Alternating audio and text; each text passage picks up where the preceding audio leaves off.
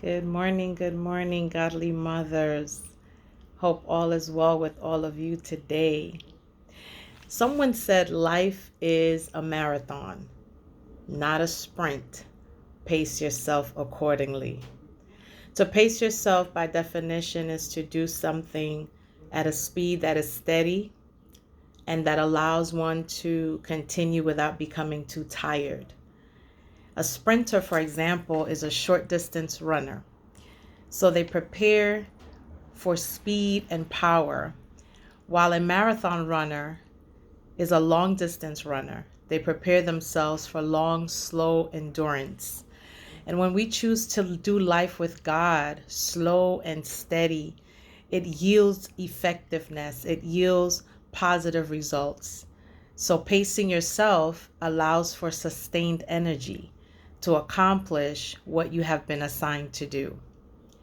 Keeping your pace, keeping your rhythm, if you will, it's the idea of doing what you're assigned to do and no more. Oftentimes we become overwhelmed, frustrated, and upset because at times we simply take on more than we're supposed to.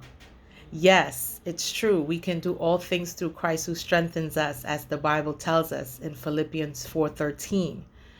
But the things that he has assigned to us to do are the things that he has graced us to do. And so it's important because we have been graced to do only what he has given our hands to do on any given day. In Mathew 6, verse 11, it says, "Give us this day our daily bread." So that means that we must look to him to grant us our daily bread. Key word, daily, not weekly, not 3 days at a time. Our daily bread, our 1 day at a time bread. He gives us just enough for the days that we need him to fill us up with what we need to accomplish the things we have to do.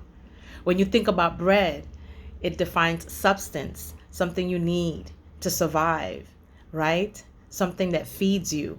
So whatever we need to make it, God is able to supply it for us daily. It is relying on God to give us all we need to make it through the day. It is our daily maintenance, if you will. So there is grace for your space and it's grace for your pace. We have this thing that I would call cultural clock. We all seem to be racing against the clock, the ticking sound of get it done now or you're going to be left behind, the ticking sound of everyone is ahead of you and you find yourself trying to meet the demands of everyone that pulls at you. The Lord wants me to tell you today, slow down, pace yourself, let him lead the ebb and flow of your day. When you pace yourself, you have no time to compare your rhythm with someone else's. Well, she gets this done and he gets this done. Why can't I? Maybe she may have one child while you have three. Maybe she has a husband and a mother-in-law that can step in and help. And that's not your story. So we work with the grace that we have been given for the task we have been assigned to do.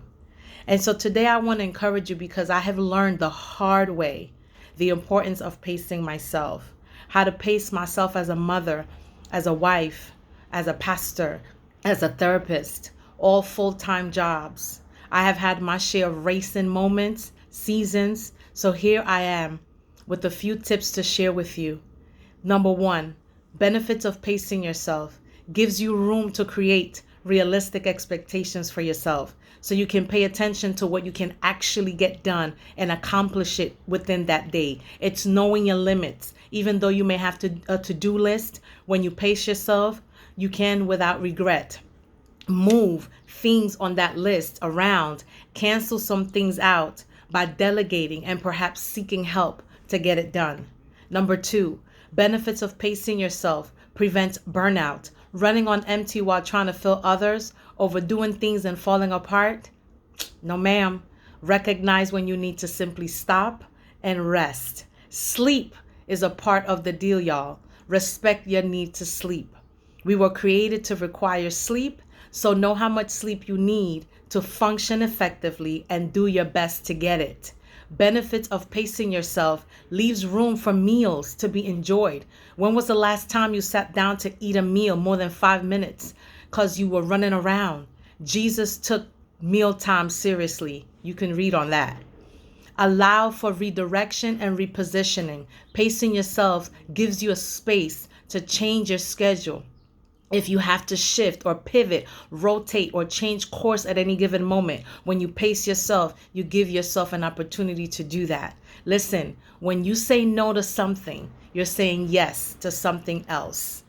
Give room for identifying when you need to be refueled. When you pace yourself, you give yourself room. You give yourself the opportunity to pay attention to when you are depleted in some way. And lastly, pacing yourself allows you to be creatively intentional. You can find ways to accomplish what you need to be done, but it requires a bit of creativity. Pacing yourself can allow for that. This is Pastor Shanita. 5 minutes of your time. That's all I needed. God bless you, and I hope you were encouraged. Bye-bye.